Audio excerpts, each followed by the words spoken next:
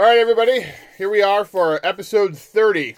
30 weeks of doing this podcast. Now showing with Mike and Wayne.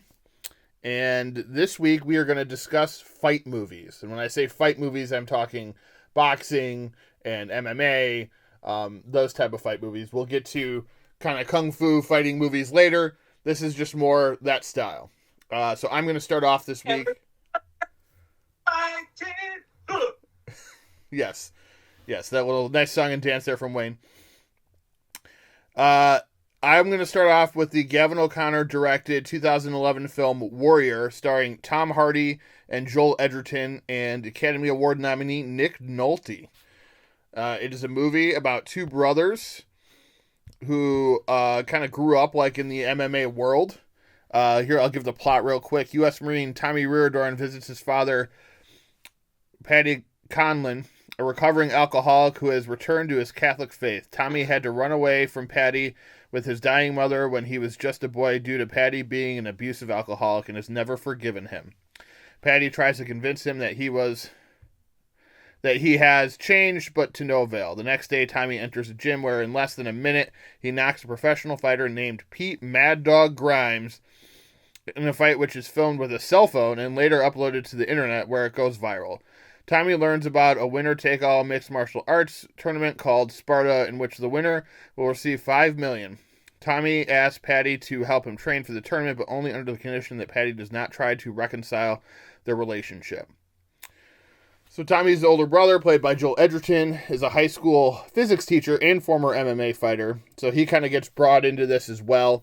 They're struggling with money in the family. The brothers are basically estranged at this point for the most part. And they end up kind of on this path to where it's going to lead to them going against each other. And that's the premise of the movie, Warrior. Tom Hardy got into amazing shape for this film. He looks like an MMA fighter, while Edgerton, on the other hand, looks like an MMA fighter in a different class. But he's still very well ripped. He's just not, he didn't go the kind of Dwayne Johnson route of getting ripped as Tom Hardy did, which is fine. I mean, they both looked the part, I think. And that's the premise between the two. Edgerton's kind of the more laid-back guy. He's a teacher now. Doesn't really need the fight, but he wants the money because he needs the money because his family's not doing great.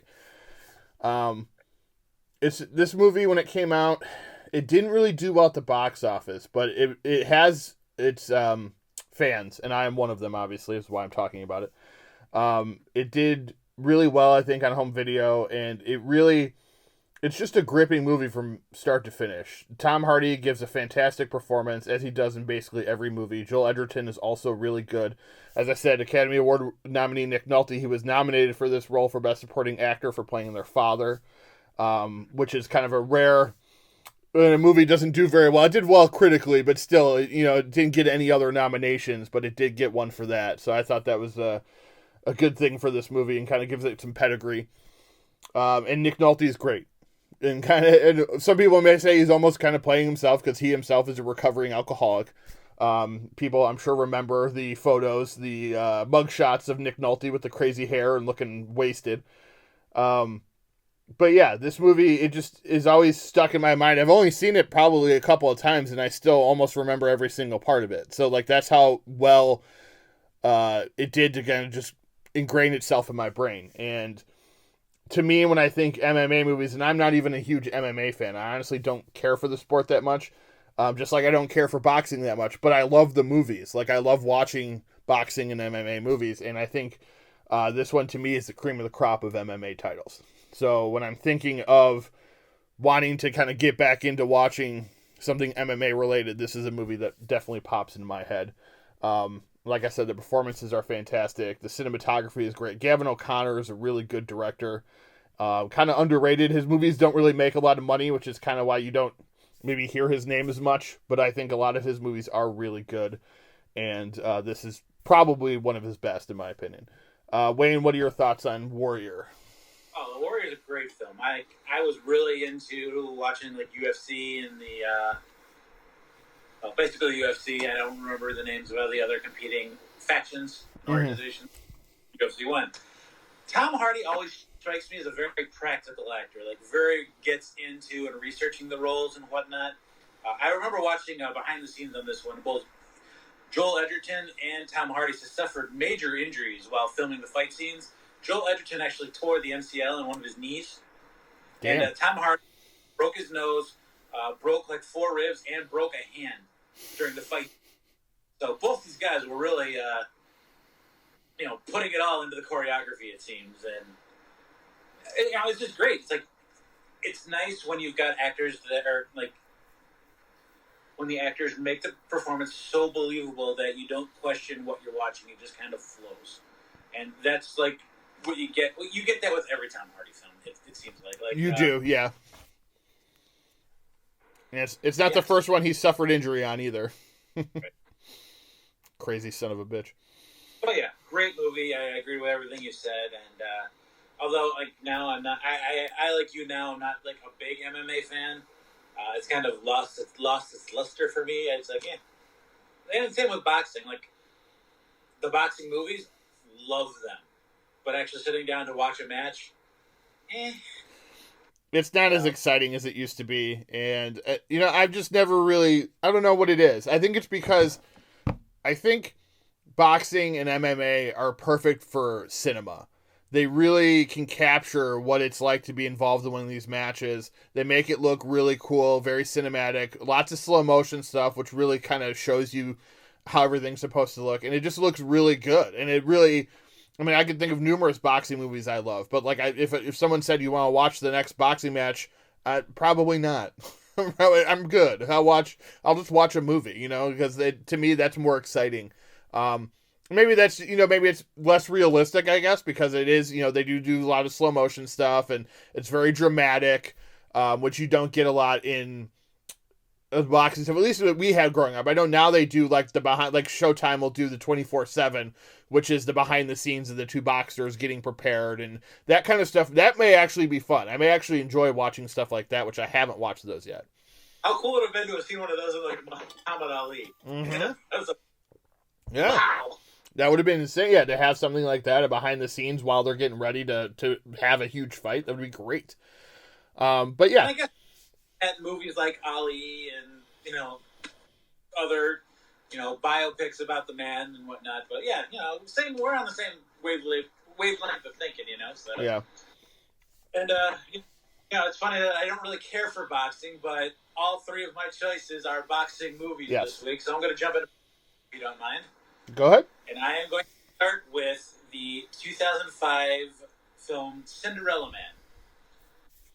Cinderella Man is directed by Ron Howard. Writers are Cliff Hollingsworth and Akiva Goldsman.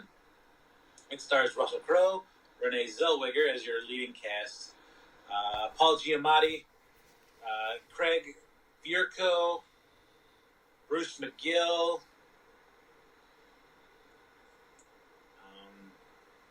Yeah, that's all the recognizable names that I see, but let me give you a little rundown of this one. This is a era piece and takes place in the Great Depression. Here's the storyline. During the Great Depression, a common man hero, James J. Braddock, played by Russell Crowe, a.k.a. Cinderella Man, the Bulldog of Bergen, was to become one of the most surprising sports legends in history. By the early 1930s, the impoverished ex-prizefighter was seemingly as broke down, beaten up, and out of luck as much as the rest of the American populace, who had hit rock bottom during the Great Depression. His career appeared to be finished. He was unable to pay his bills. The only thing that mattered to him, his family, was in danger, and he even was forced to go on public relief. But deep inside, James J. Braddock never relinquished his determination. Driven by love, honor, and an incredible dose of grit, he willed an impossible dream to come true. In a last chance bid to help his family, James J. Braddock returns to the ring. No one thought he had a shot as a broken-down fighter.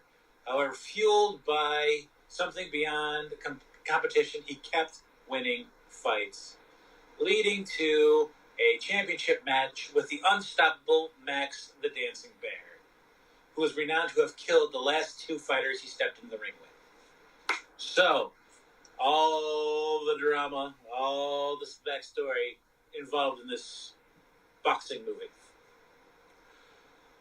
So James J. Braddock, he's fighting during the Great Depression, making, cents on the dollar from what he used to make. He lost all of his money when the stock market crashed in 1929. He lost his house. His family are all living in like a basement apartment that's not heated. He ended up breaking a hand. And so, to think throwing punches with a broken hand, it's not gonna do. So the fight gets called a draw, a no contest. He doesn't get paid. He can't work. So, it gets pretty destitute. At one point, his wife actually wants to send the children away because they can't afford to feed them. And that's something that he promised the kids would never happen. So that's really his determination. He takes daily work on the docks, but it's not enough to keep the keep the heat on, keep the lights on, feed the family and whatnot. He stays in contact with his trainer, played by Paul Giamatti, who is fantastic in this one. Joe Gold basically goes on a limb and recommends James J. Braddock after the challenger to the up-and-coming... All right, so an up-and-coming fighter who's going to challenge for the heavyweight title has a match with somebody else. That person can't fight for whatever reason. They don't want to cancel the fight, so they need a fighter to step in. Joe Gold recommends James J. Braddock. Braddock, that washed-up old hack? Hey, he steps in, he takes the fight for $20 or whatever it is, which is a big payday for him. It's just enough to get the lights turned back on and get some food on the table and whatnot. But everybody's laughing at this. Like, at least we'll have maybe it'll last a round before he gets slaughtered. You know what? Braddock's got nothing to lose. He goes out there and he just beats the ever-living crap out of this up-and-coming fighter. And so, hey, we'll give you another shot. So he keeps getting these one-off matches, and he just keeps winning. He ends up having this championship fight with Max the Dancing Bear, played by Craig Bierko, and he's a monster. This is the way they cut the scenes together and how he's killed people in the ring. And I'll let you guess how the movie ends. But if you like boxing movies, it checks all the boxes for me. The scene where Joe shows up when Jim Braddock is at his lowest point and just says, "Hey, how you feel? How you doing, buddy? You came all the way out to New Jersey to ask you how I'm doing. What is it? The air quality you need? You want the fresh air in New Jersey?" It's got heart to it, and it just makes me happy every time I see the movie. So I don't know if you're familiar, man. I kind of rambled on there. That's Sorry okay. about that. What are you? No, I actually just saw this one within the last 3 years for the first time. I got it for free during a digital movie that I purchased. It came with another free digital movie, and this is one of my choices. And I was like, I haven't seen that yet, so I got it, and then I still hadn't watched it. And then finally, a year or two ago, I think Rebecca's like, let's watch this one. Have you seen this one? I'm like, oh, no, I haven't. So we watched it. I liked it. That was really good. Russell Crowe was fantastic. Paul Giamatti, I'm always a huge fan of. And Renee Zellweger, right? Yep. Yeah, she did a really good job as his wife. It's kind of crazy the stuff that they had to kind of go through. And like you said, no, let's send the kids away so they can eat. That's a weird sentiment that you would never think would be a thing, but then you kind of look at where we're at today in the middle of this pandemic with all these people unemployed, and I guarantee there's probably people that have had to do that within the last year. Isn't it crazy how this stuff keeps repeating itself in this country? Right? I'm not getting on it, but it's just unsettling why this stuff keeps circling back around. It's maybe it is time for some real change. Yes, exactly. No, I concur, and I think movies like this made 10 years ago, but are still very relevant to back in the or kind of give you the history back in the day, but are relevant to what's going on today, which is something we're going to talk about coming up here. And it really is a movie that kind of shows you what it's like to be down and out, I guess, and have to really, and literally fight your way back, right? I mean, that's the whole premise of this movie is he not only has to fight for his family, but he has to fight to save his family, which is the boxing. And that's what he's good at. And, you know, they do touch on, too, a lot of this stuff of like, oh, she doesn't want him to do it because he's going to get hurt. But then she also realizes, like, if I remember correctly, that, like, this is what he does and this is what he's good at. And if he doesn't do what he's good at, then he's kind of a broken man anyway. So it's it's a boxing movie that I'm going to talk about. Yeah, right. Yeah, it's a very powerful movie, as most I think boxing films are, especially this one based in reality, and it was a lot better than I thought it was going to be, because I think when it came out, it wasn't like this hailed movie that critics loved or anything, which is kind of not the main reason I stayed away from it, but I just was like, oh, okay, maybe I'll watch it when I get to it then. And well, I had James J. Braddock before this movie, so I had never heard of James Braddock before, but he was a world champion for like 10 years. That's crazy. That's crazy. That's that he was, but again, it was a long time ago. But still, yeah, that's crazy that he was that good, and we didn't really, hear about him until this movie came out, which I think tends to happen with heroes, from back then, unless they were mobsters, which then they're not heroes. But So yeah, no, I enjoyed this movie. I've only seen it the one time, so I can't say I'd maybe go back and want to watch it a million times, but it was good and I really liked it. I think people should definitely check it out. If you're like me and you kind of passed up on it, definitely go give it a watch. It's usually streaming somewhere one way or another. But yeah, no, good flick. Probably one of Ron Howard's better ones of the last 20 years, I would say. So we've talked about, he can be up and down on occasion. All right, so I'm going to go to my next one, which is somewhat more recent. It's from 2016, and it's a movie I don't think a lot of people have heard of or have seen, and I think it's really good, and I really want people to watch it. It's called Bleed for This, and it's written and directed by Ben Younger, and it's based on the life story of former world champion boxer Vinny Pazienza. Vinny P, we'll call him, because he's Italian and it's a weird name. Stars Miles Teller as the lead role, Aaron Eckhart as his trainer, Katie Seagal as his mom, Karen Hines plays his father, and Ted Levine plays Lou Duva, Jordan Gelber as Dan Duva, Amanda Clayton plays Doreen, which ends up being his wife. There's a couple different girlfriends throughout the movie. It's Pazienza. Vinny Pazienza. Vinny Pazienza. This is like one of those YouTube videos. Pazienza. Hey, Vinny! On November 1988, Vinny Pazienza boxes Roger Mayweather for the WBC World Light Welterweight title. He arrives late to the weigh-in as he has been riding a stationary bicycle in order to make the weight limit. Vinny's final weight is 140 pounds, even, which qualifies him for the fight. Instead of resting up for the fight, Vinny spends the night at the casino. The following day, he loses to Mayweather. At one point during the fight, Vinny is hit after the bell. His boxing manager, Lou Duva, causes a scene by going after Mayweather, but is punched as a result. Following the match, Duva tells the media that Vinny should retire from boxing. This angers his father. He confronts Duva in the ensuing argument. Vinny announces that he wants another fight and hires Kevin Rooney as his coach. That is Aaron Eckhart. Angela receives confirmation that Vinny has been granted a title fight against Gilbert Delay. Vinny wins the bout via technical knockout. So the main... Let's see. Vinny... Hold on. Which makes the WBA World Light Middleweight Champion. Some days later, Angela tells Vinny that he will be fighting Panamanian boxer Roberto Duran, which people I think at this point are probably familiar with Duran. There's a movie about him too recently with De Niro in it as one of his trainers or whatever. Vinny is pleased and gets in the car with his friend Jimmy to get some coffee. On the way, they are hit head on by an oncoming car. So he's put into he's into a coma. And then he ends up having a halo around his head because he broke his neck. And the whole story is about whether he'll be able to box again.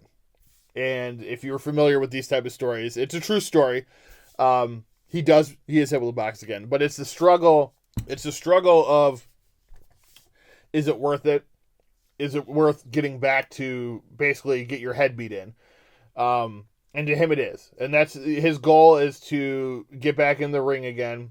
So Aaron Eckhart's character helps him train kind of begrudgingly. Like, most of them don't want him to do it, but then they realize that he's going to do it anyway. So they would rather help him. They feel like he's got a better shot if they help him than him just kind of doing it on his own.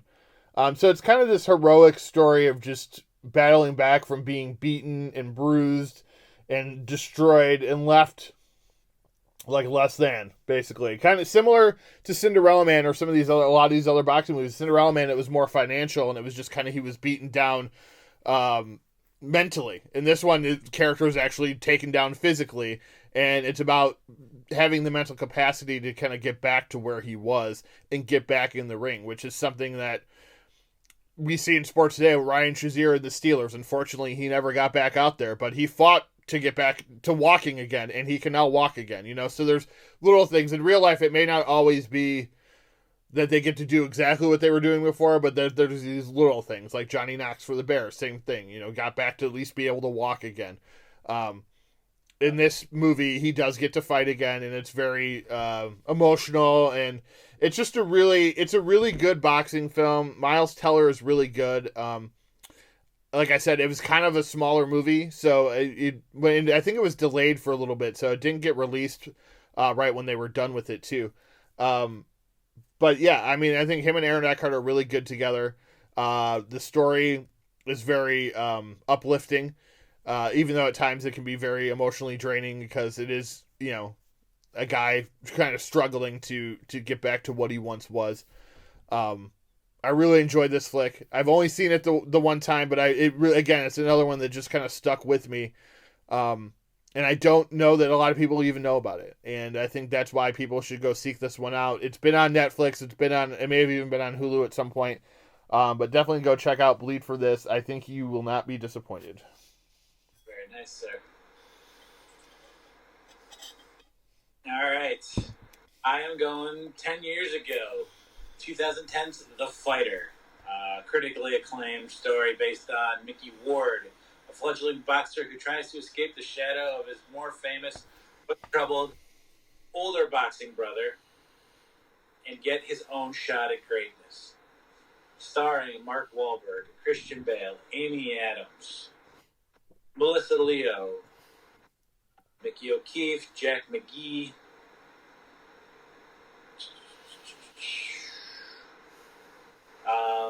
This movie is fantastic.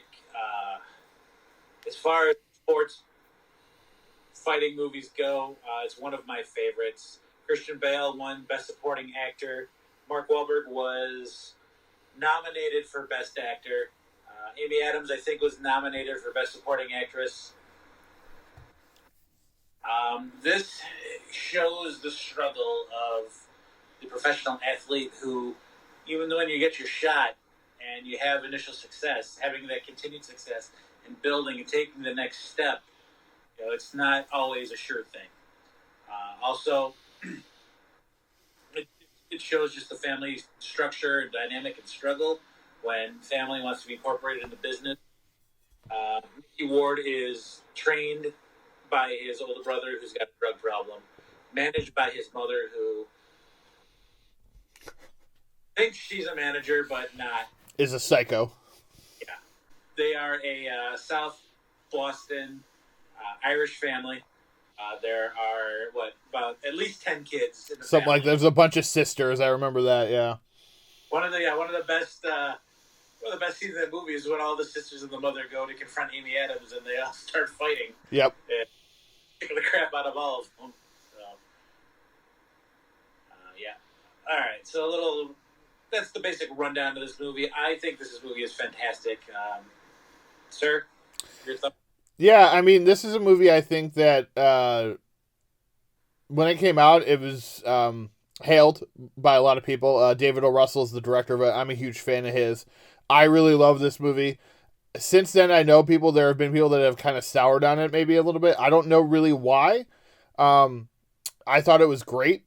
And I thought Wahlberg, while not always the best actor, I thought he did a very good job with this role. He's really good in roles that are kind of made for him, and I think this was one that was made for him. Obviously, Christian Bale, I think, is the standout here, as he is in most movies. And it's led to him having a career with David O. Russell. They've done a few movies together since this, and it led to his first Oscar win. And I'm sure he'll have more to come. But this was his first one and only one so far, and it was well deserved. And he was fantastic as Dickie, I believe, right? Is the character's name? And went up and supposedly knocked down Muhammad Ali, right? Yeah. And I mean, Amy Adams is fantastic. She's always great, and it's a shame that she has yet to win an Oscar. She probably should have won for this movie, because she was, just as good as Christian Bale was. Melissa Leo is the mother. I mean, you love to hate her in this movie. She's so good. The boxing scenes are shot phenomenally. I mean, how they did those were fantastic. I really liked how this movie looked. It's been another one. It's been a little while since I've seen it, but when I saw it, I was in awe of just how O. Russell, who kind of more known for like his indie kind of comedy films, did somewhat, I won't say a big budget movie, but a more mainstream movie, and made it look really good. And it like I said, I thought it was a fantastic movie. I really think people should give it another shot if they didn't like it the first time they saw it. Kind of look past, I think some people have a hard time looking past Wahlberg, and that he was, this guy who wasn't really an actor that became an actor, and now he's like one of the biggest actors in Hollywood. But and I'll agree, he's not the most talented actors, but he does, from time to time have great roles. And this and The Departed and Boogie Nights those are some of his great roles. This one, one of the top ones as well. Yeah, I mean, I totally agree with you. It's a fantastic movie, and I definitely think people should see it. And anytime I get to see Boston or South Boston in a movie, I'm not from there, but I love those characters. Those characters are so rich and compelling. I really like the fact that when they do these movies, a lot of times they use actual people from Boston. They're actors, but they're actors from that area, so you get that real authentic feel. And Wahlberg, I think he knows a lot of those people, so whenever he does a movie for Boston, it's easier for him to kind of reach out to those people and be like, hey, we're doing this movie, we need some extras, you want to come and be involved, and it kind of adds to that realism of being in Boston. It's a great redemption story when you stop and think about it, but not for the main character, for the older brother, yes. Who is struggling with substance abuse, and realizes that his brother is struggling, and he needs him, so he gets clean. Yep. Proves to the family and to Mickey that, you know what, I'm here now, and I'm clean, and I'm for you.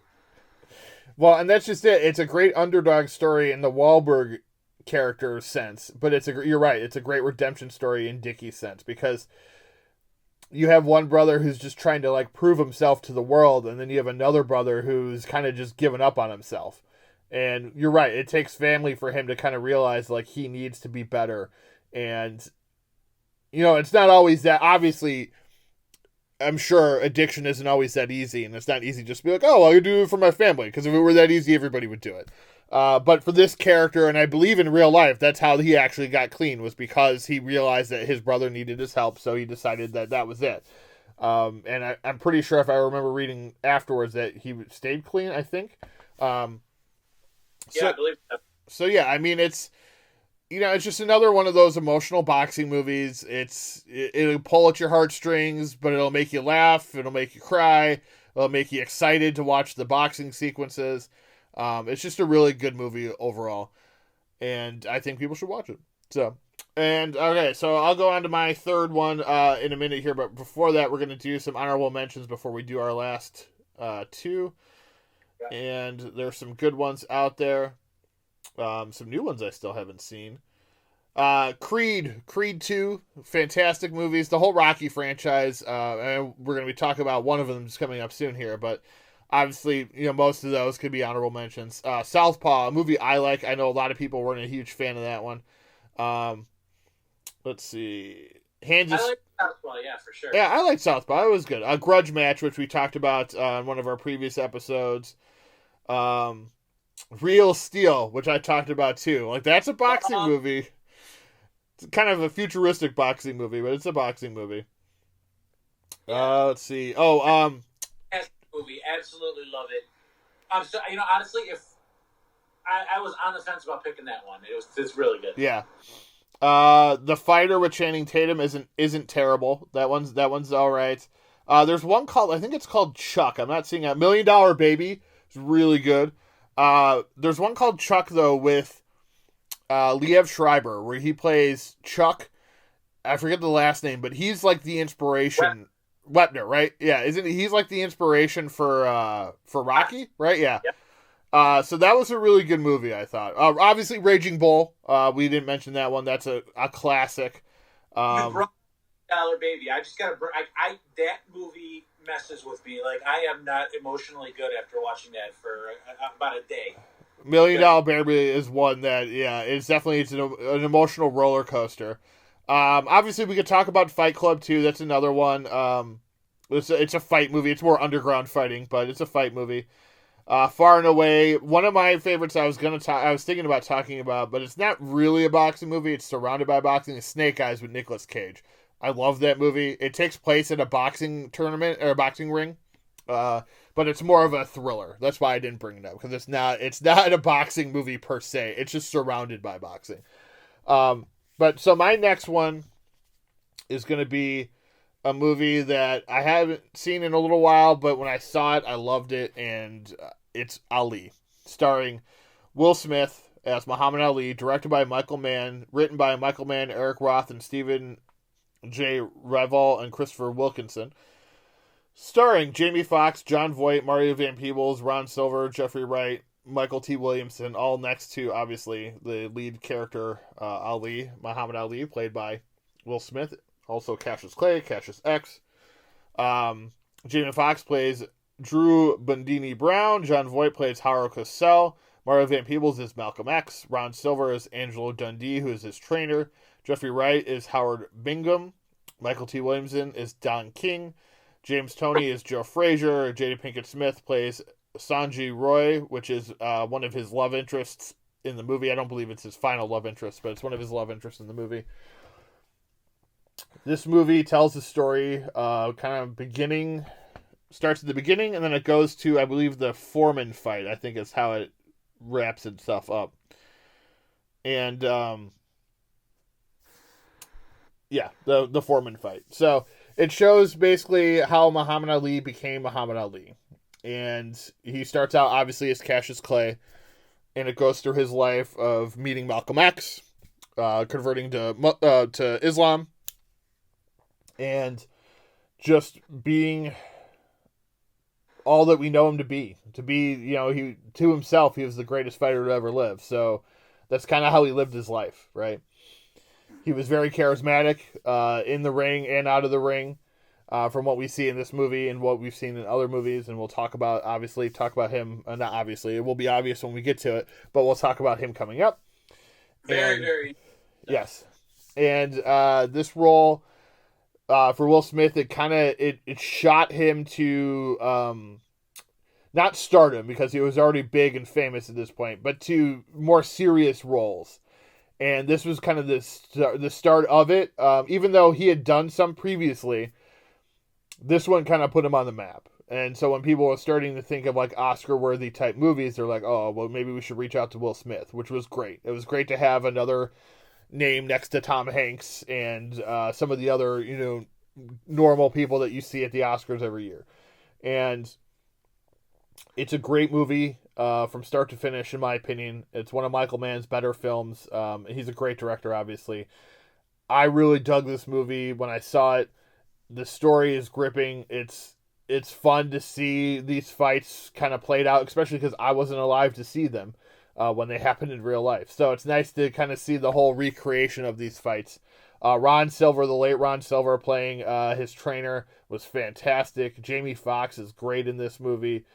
He would later on go be the next African-American actor, black actor, to be the next kind of big Oscar-type movie star with Ray, and so it's kind of fitting that he's in kind of Will Smith's coming out party for that, for big time roles, and it really is a great movie, I think. And I feel like it didn't get the love when it came out, but really Will Smith is fantastic in this movie. I know he was nominated for it, so obviously it got that love, but I feel like the movie as a whole didn't get a lot of love. And I really think it is a great film. And it just, Muhammad Ali was this character. He was a character in himself, right? So what type of person is better for a movie role as a guy who himself is an actual character in real life? And that, I think, let Will Smith kind of have fun with this role, because he had someone who was still alive at the time to kind of play with too, which was always very interesting when you're able to, I would imagine, able to talk to the person that you're playing. And even though we all know Ali had Parkinson's, so he wasn't as able to talk as much in his later years, he was still able to kind of communicate with people. And I'm sure Will had a hell of a time kind of getting to know him while making this movie, and just becoming him. That's what's great about this movie is Will Smith. And when I talk about, let me back up here. When I talk about an actor kind of going into that next level of like the Academy Award type actor, what I'm saying is it's taking your role where you start to recognize him as that character and not just Will Smith. So Will Smith had done some dramas and some more serious work before this, but he was still Will Smith being Will Smith. Not that he was bad in those movies, but you still looked at him as Will Smith.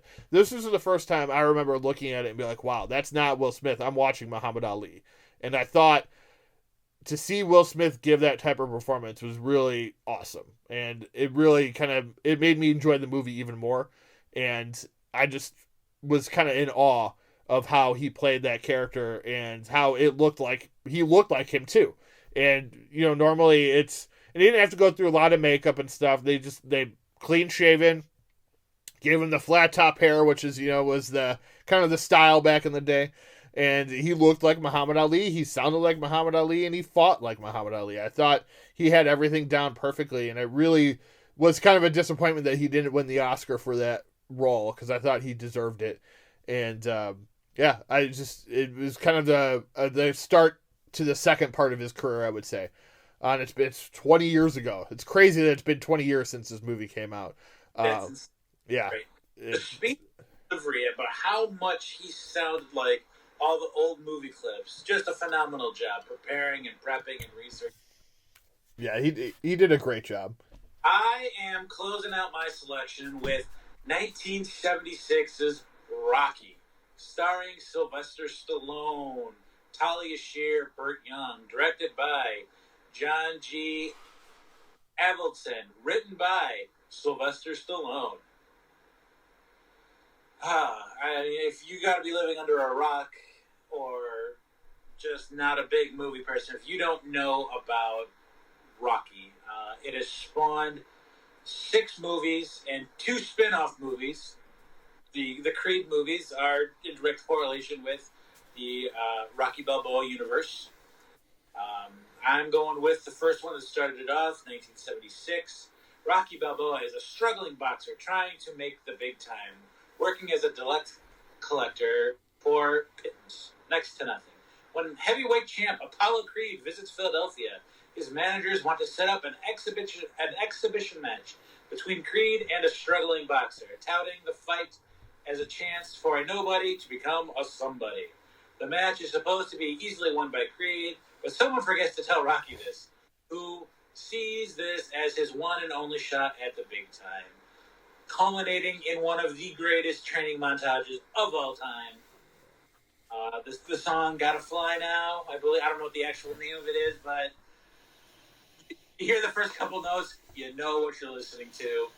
It's often used as spoofs in other movies and comedies, as other training montages or getting ready for the big event. I absolutely love the Rocky franchise. I love Rocky V, the worst one of the franchise. It's got Rocky V actually has my favorite Rocky moment of all time in there, where he flashes back to his past and has an emotional moment. But yeah, we're talking about the original right now. We're talking about the one that started it all. Just the whole setup and the way the character is developed about he's nearing 30 or he's even already 30, down on his luck, living in poverty,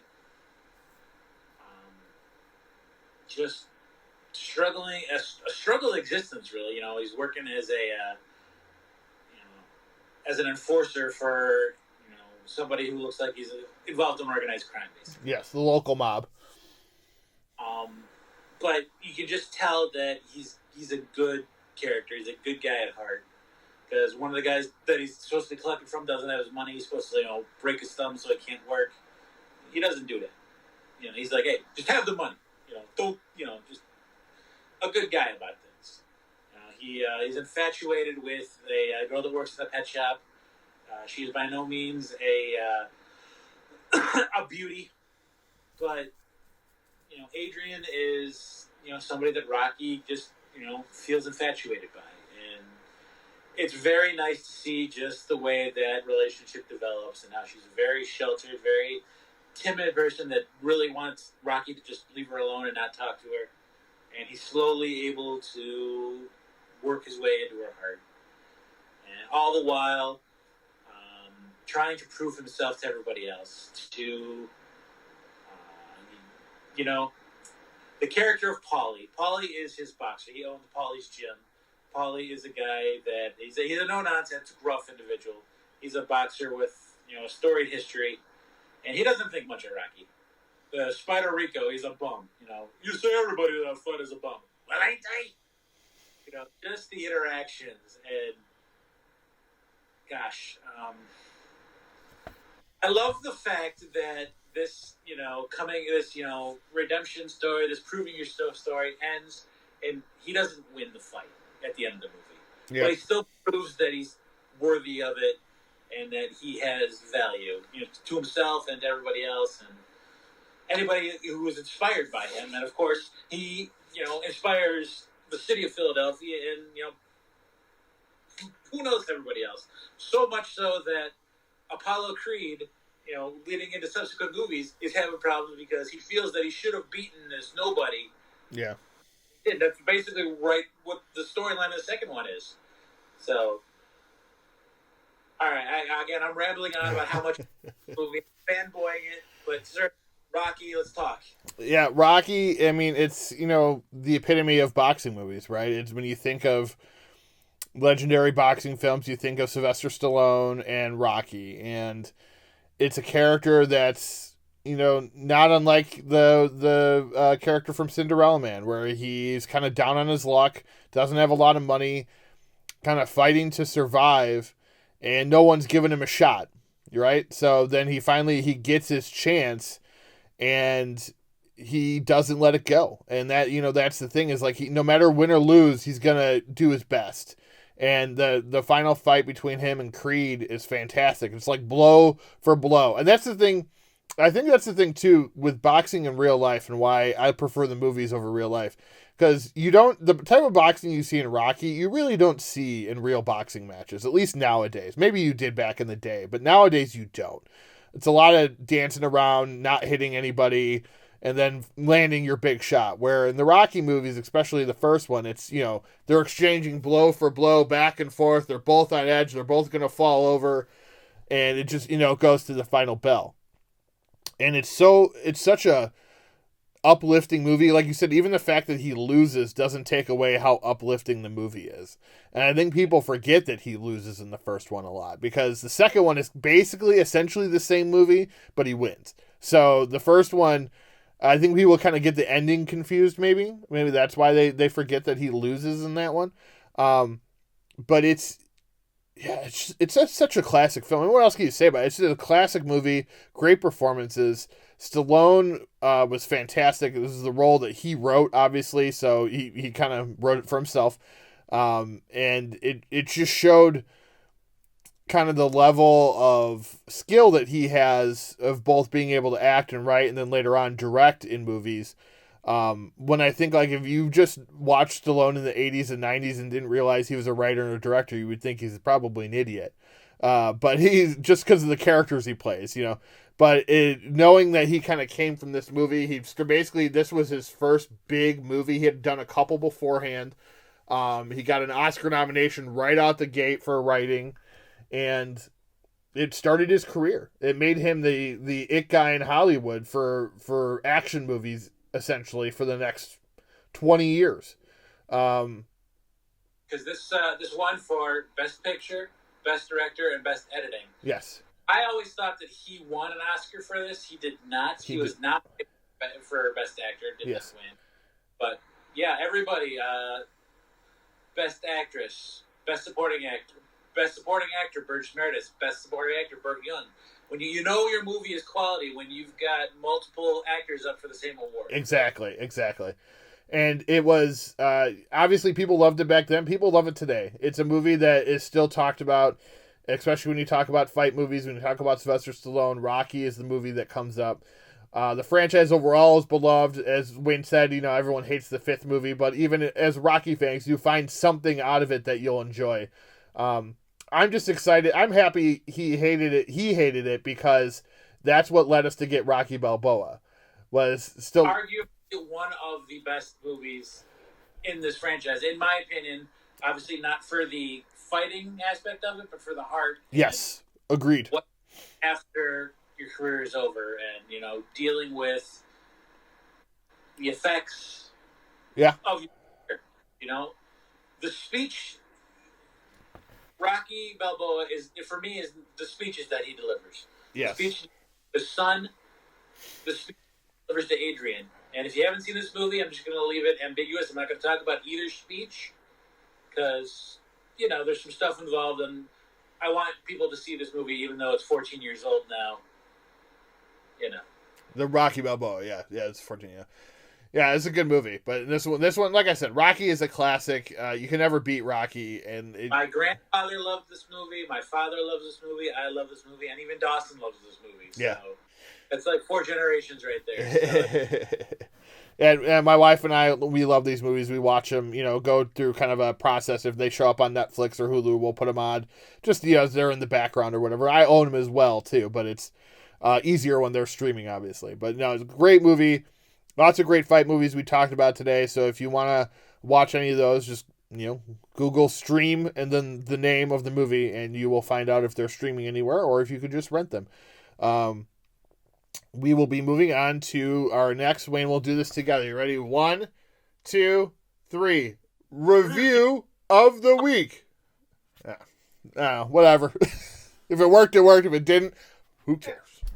All right, so we are moving on to this week's movie. It's brand new, just hit Amazon Prime, and it kind of ties into what we were just talking about, which is fight movies a little bit. It's not directly tied in. It's One Night in Miami, directed by Academy Award winner Regina King in her directorial debut, starring Kingsley Ben-Adir as Malcolm X, Eli Goree as Muhammad Ali, Aldous Hodge as Jim Brown, and Leslie Odom Jr. as Sam Cooke. Now, this is a fictional telling of a what-if kind of scenario. Muhammad Ali, Malcolm X, Jim Brown, and Sam Cooke were in a hotel room back in 1964. It starts in 63, but then the story picks up again with them all together in 64. It is during the Civil Rights Movement. It's when Malcolm X, obviously before Malcolm X was dead. It's based on it's a play that was written and then turned into a movie. Kemp Powers wrote the play and the screenplay. And so it basically, like I said, it tells the story of 4 legendary African-American icons from the 60s. And what if they kind of met one night and had this conversation that of what it was like to be back in that time, basically, and how all of them played a part, essentially, in the history of the Civil Rights Movement. Now, Malcolm X and Muhammad Ali were acquainted. They were friends. And I believe I would imagine that Ali probably knew Jim Brown and Sam Cooke. I mean, if they ran in the same, circles and stuff. It's a really interesting film. I mean, that's essentially what it is. I gave you the plot. That's the story. It's four legendary real life people having a conversation about where they want to take this country in the 1960s for black people and what their kind of hopes and dreams are of where it's going to go and what all of their roles are in it. We've had movies like this already that we've talked about where it's a movie about conversations, and that's what this movie is, but it's about very important conversations. Conversations that we're unfortunately still having to this day. And it really kind of hits a nerve about what's happening now and what was happening then, and it really it's I don't know about you, Wayne, but I felt very emotional watching this movie, and it wasn't a movie that really had a lot of like super like emotional scenes, which what I mean when I say that, like for me, when I cry at a movie, which I cry at a lot of movies, and if you've listened, you've probably heard that before. It's, it usually has to do something with the family. Someone dies, someone gets murdered. It's like stuff like that gets like hits me. It's like, oh my God. Or really like emotional romance scene, something like that. Like this doesn't have any of those scenes in it, but it still kind of hit me at certain points where I was just getting a little choked up, and I was like, Jesus. Like the fact that we were like this in the 1960s and what these guys had to go through, and the fact that we're still going through a lot of that today really shows how little we've gone. We haven't gone very far, and I hope it gets better, obviously.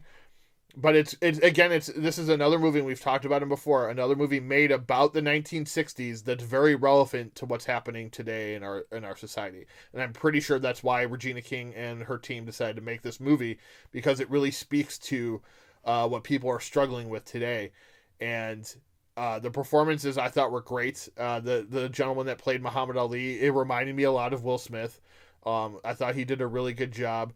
Leslie Odom Jr. is one of those actors. This is like he's older. He's been in a lot of stuff, but he's about to hit. And this is like this movie for him. I think is going to kind of throw him. He's going to be that guy that people are like, oh, reach out to Leslie Odom Jr. because we really need to cast him in our movie.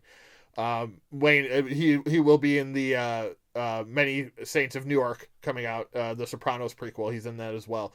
So he's kind of on the rise now. He was in Hamilton, if anyone's familiar with Hamilton. But just this movie, it just hit me in such a way that really made me love this film. And I thought it was really well done. Again, it's similar to Ma Rainey's Black Bottom. It's not shot in very many different locations. A lot of it takes place inside the hotel room. There are some scenes, though. They show a boxing match. They show Sam Cooke performing. Jim Brown. Oh God, that first Jim Brown scene was just like gut wrenching. Like it was. Oh my gosh, yeah. And then just that focal point. I'm like, I had to stop playing. I'm like, what? Right. It blindsided you, and it shouldn't have, because it's based in the 1960s. But they're being so cordial and nice to each other that you're just like, oh, well, this dude's his friend. Like he respects him. And then when that happens, you're just like, wait, what? What the hell? Screw you, Beau Bridges, you jerk. Yeah.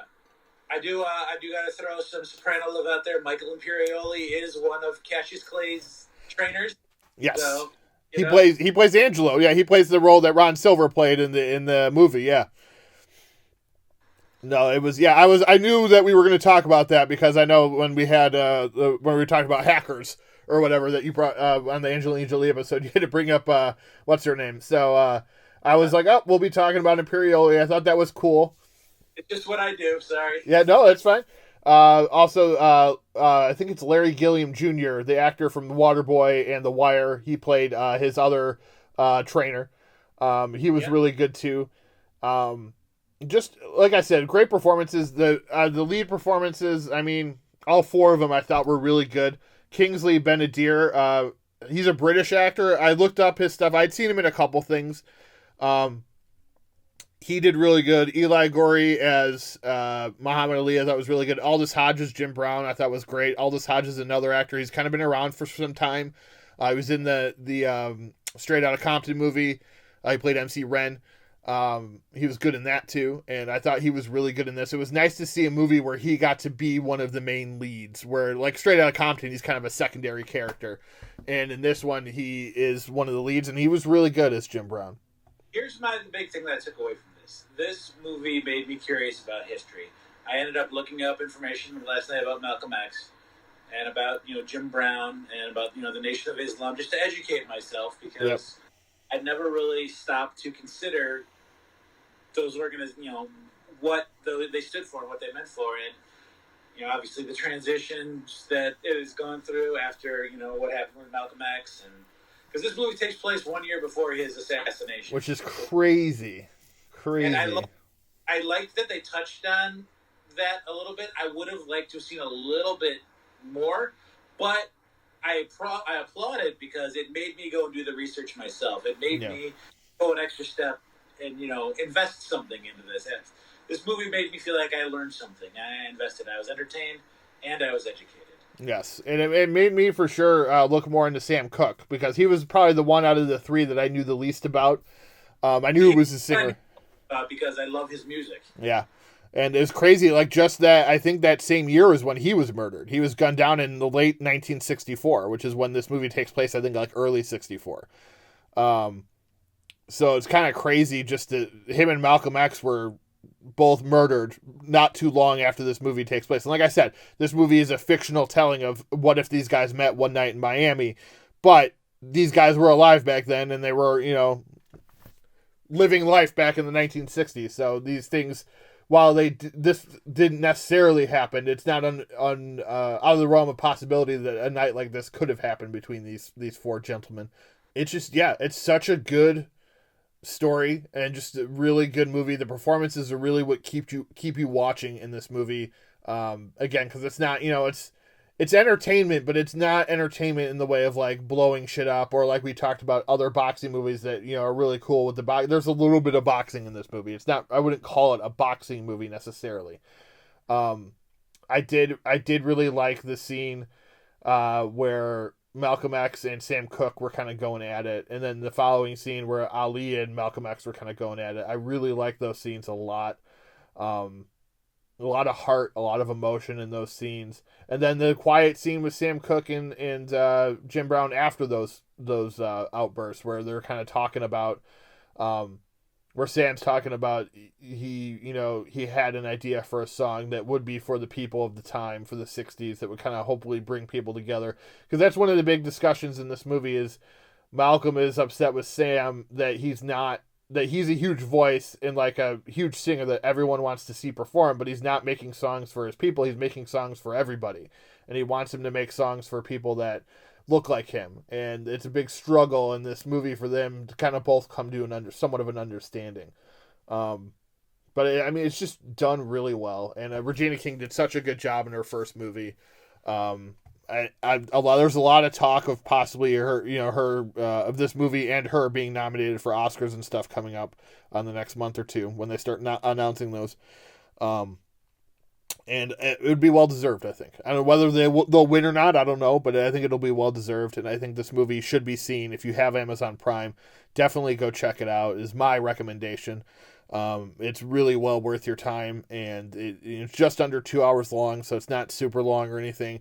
And I found myself really kind of enthralled with it, and I had to pause it a couple of times to like get up, go to the bathroom. Donovan needed something or whatever, and I think at one time I was like an hour and 20 minutes in. I was like, oh wow, I didn't feel like I had watched an hour and 20 minutes yet. So it breezes by, even though it is a drama. It kind of just breezes by because you're just so enthralled into what is happening and what's going on in the movie, at least in my opinion. All right, Wayne, you have any final thoughts? Nothing that I already expressed. It's fantastic. Go see it. You're going to be moved by it, and you should be happy that you are. Exactly. All right, so moving on. We're not going to do Gone But Not Forgotten again, but I'll say who passed away this week. John Riley, not John C. Riley, thank God. John Riley from 90210 and General Hospital died at 84. Julie Strain, a B-movie legend and Penthouse pet, dead at 58. Stacy Title, she was the director of Bye Bye Man and Snoop Dogg's Hood of Horror, passed away. Jessica Campbell, was in the movie Election. She was only 38 years old and she passed away. Sad for all those people. Hopefully they're resting in peace. But we will move on to our awfully good or just plain awful movie of the week. And this one, Wayne, is one I've kind of been waiting for to watch. It's called The Velocipaster.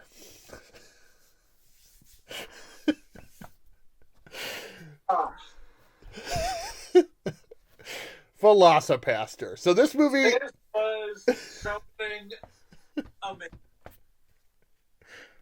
From the very start, I knew I was in for a treat. Go ahead, sir. All right. So unlike some of the other movies we've viewed on this movie, on this section, this movie obviously its intention was to be a bad movie. Like that's what it was made for. The premise is a young priest witnesses his parents die in a fiery car explosion for no reason whatsoever. And just to give you a little hint of how we know they knew it was going to be a bad movie, they were making it on purpose. They neglected to actually shoot any car exploding, and they just put a white text that said VFX fire explosion here. So, and then they keep cutting back to the main character screaming in pain. So Doug Jones is the priest whose parents die in a car fire, and he ends up going on an exploration to China, which is basically just a forest they probably shot somewhere in like North Carolina, but they put giant white text on it, or yellow text that said China on it, so we knew it was China, and threw some some Asian actors into the scene with him. He finds this, I guess it's supposed to be fossil, I guess, of a raptor. And he cuts himself.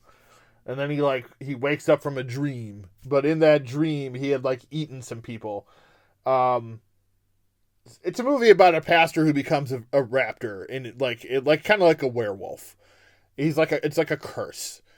And it's there's so many just outlandish, weird moments. From one, the dinosaur being a guy in a giant rubber suit that is obviously not a raptor, first off. It's a freaking T-Rex costume. And my favorite part is that there's no rules. Sometimes his hands will just turn into raptor claws for no apparent reason, just so he could kill somebody. There's so many just bizarre moments in this movie. It was directed by Brendan Steer. It starred Gregory James Cohen, Alyssa Kempinski, Daniel Steer, Aurelio Voltaire, Yang Ji-chang, and Jesse Touretts. So it's like this guy, and he's a priest that turns into a velociraptor. What else do you need to say? That right there, get your copy ready, you're going to have a treat. Let's go. Let's go! There's some generally funny moments in this movie. This is another one of those movies, like some of the other ones we talked, that weren't intentionally bad movies. This one is intentionally bad, but you still need your actors to be believable. And these characters, the lead characters that played Doug Jones and his girlfriend, Alyssa Kempinski, they gave their all in these roles. And that's what kind of sells you on this movie, is that they believe what they're doing and what they're saying. And one of my favorite moments is when he wakes up naked in her bed thinking that they had sex. And she's like, what are you talking about? He's like, I don't know. What are you talking about? She's like, I'm talking about that you turned into a raptor and you ate somebody. And he's like, what? It's just this weird moment. It's so good and so bad at the same time. I wasn't expecting, honestly, to have this much fun with it. I thought it was just going to be some silly moments, but it's actually done well enough to be one of those kind of parody comedies, something like Hot Shots, but done at a very less budget. And obviously, like I said, the dinosaur scenes are the first time we see him as the dinosaur, the eyes that they focus on, Wayne, they're almost like googly eyes. Yes. It's just, yeah, and like the violence and stuff is very much implied. It's not really shown as much because they didn't have a big budget, so they didn't show a lot of gore or anything. It's just like, I don't know, and they're like the fake heads waiting to keep that go flying around. I just love the costume, the actual raptor costume. It's just... Oh my god, because you're watching the movie and you don't see like him as a dinosaur a lot. And so you're wondering when you're going to, and then the last like 10 minutes, like he's in that, whoever's in that costume, but the actor in that costume. And it's like, not only is it like a T-Rex costume, but it's a T-Rex costume that has like a hunch in the back. So it's like, I don't understand what, like, you could get a better costume elsewhere. Those blow up T-Rexes would have been a better dinosaur than the one that they had. It was just, like I said, because it was definitely a T-Rex. It was because he had the real tiny arms. T-Rexes have the small arms, as people know. Raptors have the big claws, which is what's funny. When he would just have the claw hands, he would have the giant raptor claw hands. But when he was in the dinosaur suit, it was just a giant T-Rex suit fighting ninjas. That was the other funny part. Like, they're like, what can we make the villains in this? And it's ninjas. And that is, I think, a joke on like 80s movies, because for some unknown reason in 80s movies there were always ninjas running around, and I expected to see a lot more ninjas when I got older, and I haven't seen many ninjas at all, because I'm starting to believe that ninjas don't really exist in the real world. To quote the Shredder, "Ninja vanish." Yes, come on. That's true. They're just in the shadows, I guess. But yeah, it's definitely one of those movies that you need to see to believe. I would compare it to something like Sharknado, but I think it's better than Sharknado. I didn't really care for Sharknado. I want a sequel. They're making one. He's got an idea for at least 2 more, I think. He's totally making another one. He was on another podcast, and he was talking about it, and I guess he's going to make a sequel. So we are going to get Velocipaster 2. So if you're excited about Velocipaster and you love Velocipaster now streaming on Amazon Prime, we will be getting a sequel. So the tagline underneath Velocipaster is "Man of the Claw." Oh god, this was a fun one, people. This was a fun one. Again, like I said, it was intentionally bad, so that it's a little different, but still, it is bad. And just just from like I said, from like we said, from the very beginning with "Hi, Doug," and then the explosion, and like I said, the random fact of how his parents blew up, and the mobster that explaining to him how he killed them and why, and like, oh, their son comes out and starts, "Oh my god, my parents," and it's just like it's just so goofy and so weird, and the characters are just so strange.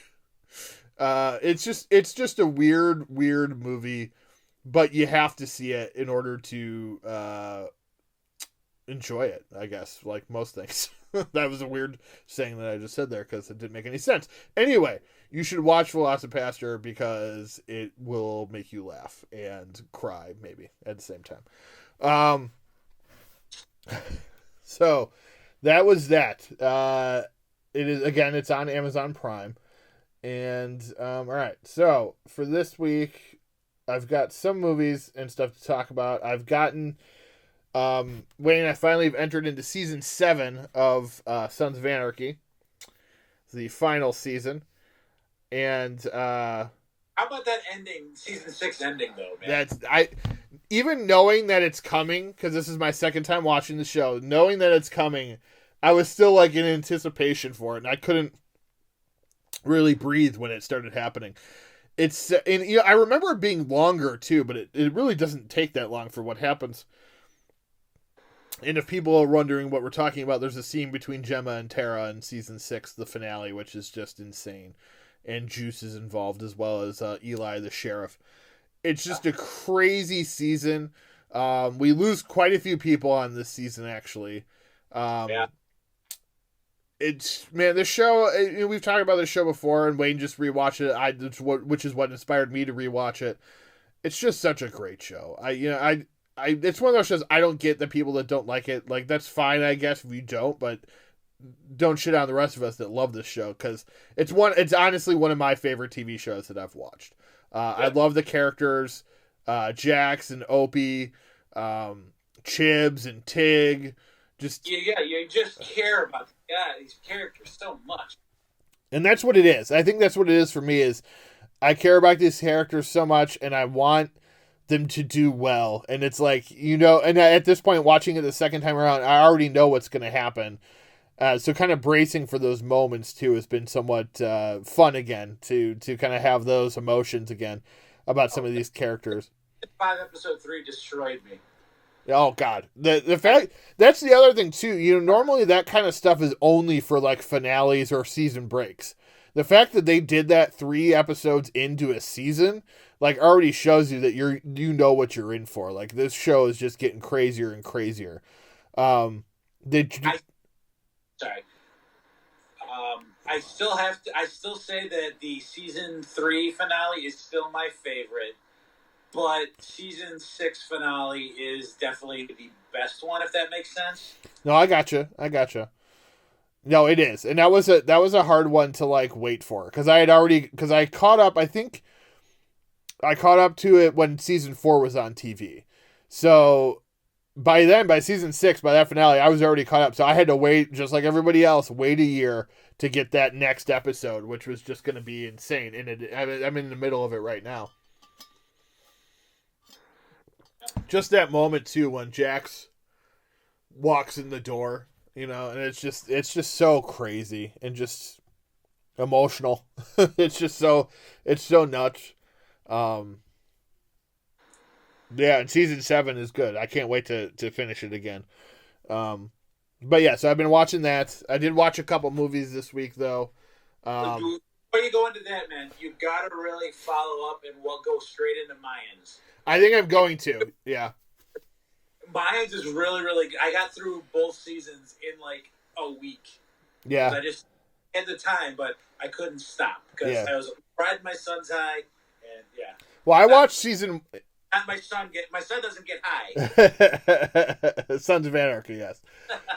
No, and I watched season 1 of Mayans already. But I figured I'd probably just rewatch it and go right into season 2 because I haven't seen season 2 yet. This week, though, I watched a movie I really liked a lot. It's called Synchronic, starring Anthony Mackie and Jamie Dornan. It is directed by Aaron Moorhead and Justin Benson. They did 2 movies I liked a lot called Spring, and I talked about The Endless on here already. This movie is about 2 paramedics who live in New Orleans, and there's this new drug out that's legal because of all the legal loopholes. It's kind of like supposed to be like ecstasy, and the problem is people are turning up dead. So people are taking this drug and they're dying, and it's pretty messed up. The character Anthony Mackie plays is kind of like a man slut. Sleeps with a lot of ladies, goes out drinking every night, doesn't really care about relationships or whatever. His buddy Jamie Dornan is married, has an older kid who's 18, and then him and his wife just had a baby, and he's basically part of their family as well. He's like their other like a brother basically to Jamie Dornan's character. And Mackie's character at some point finds out that he has stage 4 cancer, and he doesn't want to tell his friend, but it's something to do with I think it's called the pineal, or on the top of your head or whatever, and it's not calcified. So the premise of this movie is what's happening is this drug, Wayne, is sending people back in time. Now, if you are younger and you're... Huh? Great Scott. Yes, exactly. 1.21 gigawatts. Sorry. Continue. They actually mentioned Back to the Future, by the way, too. Anthony Mackie's like drunk at a bar, and he's like, hey, Back to the Future's on TV. He's like, that movie's bullshit. Like, that's not how it works. Like, it's pretty funny how they do it, too. And it's handled somewhat comically at times, too, with, like, he starts videotaping himself going back in time, which is kind of funny in how they do it. But what happens is the premise is the teenage daughter of his friend takes the drug. And so the premise is that if you're pineal gland or whatever on the top of your head is not calcified, it's uncalcified, that instead of like having this like high trip of where you're back in time and you don't really know what's going on, you actually could like time travel and like get stuck there. And so she disappears one day, and then he starts taking this drug to kind of experiment to figure out what's going on. And he starts having these time travel incidences and realizes that if he's sitting on one part of the couch, he can go back to that same spot. But if he moves to the next part of the couch, he goes back to a different part of time. So it's a really interesting film about obviously science fiction film. These directors are crazy. Their movies are nuts. I really recommend watching them if you like really weird movies. They are going to be directing 6 episodes of Moon Knight for Marvel. So I'm excited about that because these guys are crazy and they're easily becoming 2 of my favorite directors. It's just a nuts movie, and it comes out to I believe to rent like digitally at the end of the month. I really recommend people checking it out. It's called Synchronic. That's the name of the drug in the movie. It's really good. Anthony Mackie, I love Anthony Mackie. I love that he's kind of getting his own action movies and stuff. Just a new one just on Netflix, which I'm going to probably watch here today. So this is another movie I think if you're an Anthony Mackie fan, definitely need to check it out. The other one I watched was Owners with Maisie Williams. We love her from Game of Thrones. It's okay. She's really good in it. The movie itself was decent. It's a home invasion thriller where another one of those home invasion thrillers where the worst part of it is the people inside the house. So it's one of those like, oh, we're going to break in and steal some stuff. And then the people inside the house are crazy. So it's decent. And then Donovan and I did watch the first 2 episodes of WandaVision. Really enjoyed it. We both liked it a lot, laughed a lot. Very funny. Apparently they shot it because I don't know, Wayne, if you're familiar with the structure of it. It's like those Nick at Night TV shows like Bewitched and stuff like that. That's how they shot these episodes, at least the first 2. They shot them in front of a live studio audience, which I thought was really cool. Because it's like a sitcom, but it's like something inside Scarlet Witch's head, which they're kind of hinting at throughout the first 2 episodes. So it's pretty crazy. It's a lot of fun, very funny moments, very funny like sitcom moments. I think you would enjoy those aspects of it because you're familiar with those and you like sitcoms. So it's definitely something different than what we were used to seeing in the Marvel Universe. All right, anything you want to talk about this week, Wayne? Yeah, man, I am finishing up The Wonder Years, and I am finishing up Dawson's Creek, finally. I took a break for the holidays, but I couldn't help myself.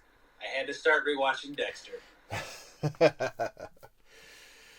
I have expressed to you that how Dexter needs to have a revival and complete the story, not only to finish the crap-ass ending, but also give the character a proper conclusion.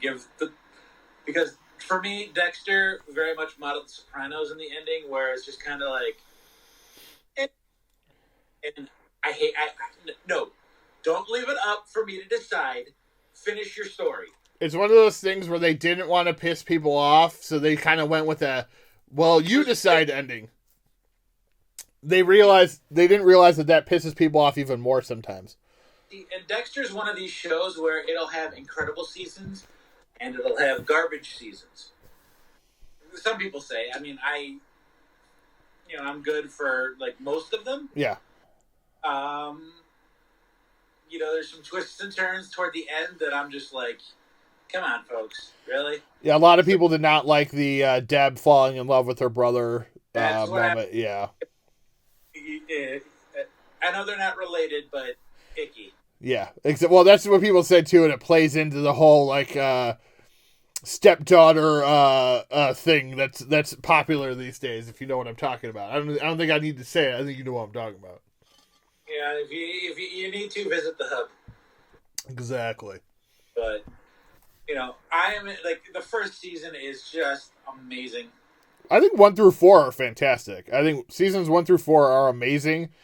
5, 6, and 7 are okay. There's some good, like you said, there's some good moments. There's some bad moments. Overall, I liked them. I agree with people. I did not care for the ending as much, but I still enjoyed the show overall. let's be honest, we could have used more Sergeant Dokes throughout the series. Oh yeah, Dokes and what are their names? The two other guys, the Hispanic guy, Angel Batista and Masuka. Masuka, and then also the Desmond Harrington, the white guy that Deb was dating for a while. Quinn, yes. The Quinn and Batista spinoff show should have happened because I think that would have been amazing. Yeah, I see. Get Masuka in there. I love that guy. Man. Oh yeah, it was a really good show. Like I said, yeah, it definitely has its ups and downs after season 4, but still a good show. Yeah. So yeah, that's what I've been immersing myself in. So cool. Yeah. All right. So news for this week. Got some big news. Deadpool 3 is going to be rated R and in the MCU, according to Kevin Feige. I know. Awesome. Yes. I know you're ecstatic about it. Oh, yes. I'm very excited about it. They're already writing it. So it's a go. Reynolds is excited, I think, to kind of be part of the MCU now, so it'll be fun to see that. All right, Brendan Fraser, who's had somewhat of a return on TV of late, is going to get his first starring role in a movie in years in Darren Aronofsky's next movie called The Whale, which is about a 600-pound man who refuses to leave his house, but only has one last chance to kind of lose the weight and stuff before he's going to die, kind of thing. It's a play, I guess. Seems very interesting. I love Brendan Fraser, and I'm excited that people are putting him in stuff again because I think he deserves it. He never really deserved to go away. He just kind of faded away for some reason. The whole reason why, if you listen, there's some. He had some financial issues, some life issues that got in the way, and I don't know if that really. I don't know why that necessarily played a part in Hollywood backing away from him because there wasn't really any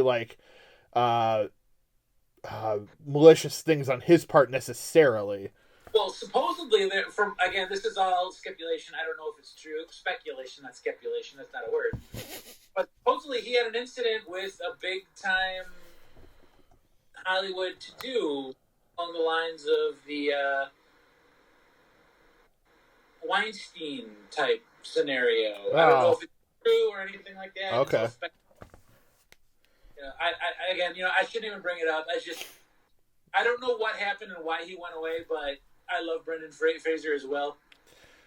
Yeah, the Mummy movies are some of my favorites, and I'm just glad that he's getting more screen time. Yes, exactly. It's kind of about time to have a Brendan Fraser renaissance. All right.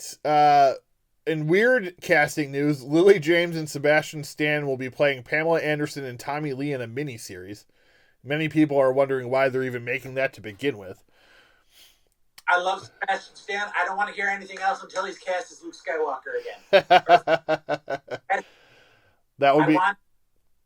Mandalorian, you have teased me, and now I demand pleasure.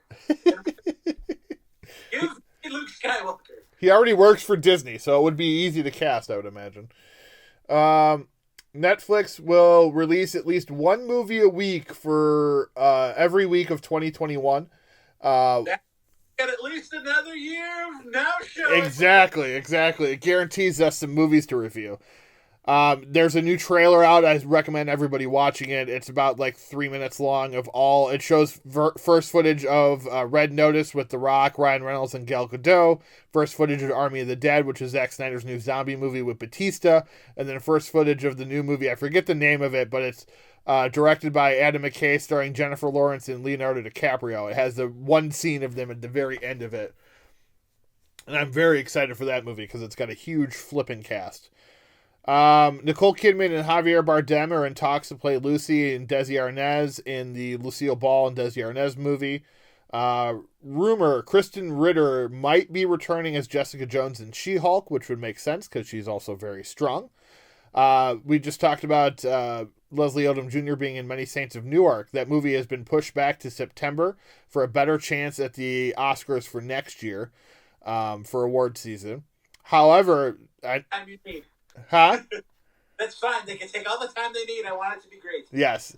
It will be great. What's actually good news, though, for fans of this next franchise, because that date opened up, Godzilla vs. Kong has now moved up 2 months to March 26th to take Many Saints of Newark's date. So that'll be much sooner. That will also be HBO Max and theater same day for Godzilla vs. Kong. They paid a lot of money to get that way to Legendary. Let's see. Chris Evans, there's a rumor that he's going to be returning as Captain America. If he does, I believe it'll be just in a small capacity, not as a full-on. Probably either in a prequel of some sort or in Secret Invasion where the Kree or the Skrull, one of them, or Kree, I think, are taking over superheroes, like looking like superheroes. Like that could be a possibility. Ethan Hawke has been cast in the Moon Knight TV series as the villain. Yes. There's a Dungeons and Dragons TV show in the works from the John Wick writer. That is that. It is it for news. Movies. Barb and Star Go to Vista Del Mar hits VOD February 12th. That stars Kristen Wiig and Annie Mumolo, creators of Bridesmaids. To All the Boys, Always and Forever, the third one into All the Boys series, hits Netflix February 12th. Flora and Ulysses hits Disney Plus February 19th. That's a movie about a girl and her superhero squirrel. I Care a Lot with Rosamund Pike, Peter Dinklage, and Diane Wiest hits Netflix February 19th. I'm very excited about that movie. And this movie, Wayne, Willy's Wonderland, on demand February 12th. Nicolas Cage versus a bunch of evil animatronics. I am excited. I cannot wait. This movie is going to be incredible. If you haven't seen the trailer, it's out there. There's a line in it where one of the characters goes, I thought he was trapped in there with them, but it turns out they're trapped in there with him. And I'm like, yes! That's what I want, people. So good. So good. So 2021 is going to give us some good stuff. We appreciate everybody for listening, obviously, each and every week.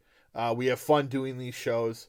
Sometimes we are more well-focused than we are in other weeks. We appreciate you guys kind of hanging with us, even in the weeks that we aren't as focused. So you can follow us at Now Showing with Mike and Wayne on Facebook and Instagram, at now_Wayne on Twitter. Email us at nowshowingwithmikeandwayne@gmail.com. My personal information is We Are Screwed 2 on Twitter, Mike1830 on Instagram, Michael Kirkpatrick on Facebook, again with the Now Showing picture. Wayne is at Wayne Yerke on Twitter and Facebook, at Wayne_Yerke on Instagram. We are also on YouTube at Entertainment Buffet's page. Go there and subscribe, watch our stuff, watch their stuff, or listen to our stuff rather, but still it's on YouTube, so you can watch the screen of it, I guess. They got lots of good stuff on there. Go there, enjoy the entertainment. We and I, or blah, blah, blah, blah, blah, blah. Us and Entertainment Buffet would appreciate it. Thank you. I can speak now. For Wayne Yerke and Michael Kirkpatrick, this has been, God damn it. Son of a bitch. For Wayne Yerke, I am Michael Kirkpatrick. Thank you for listening to Now Showing with Mike and Wayne. It's a bit rough there at the end this time.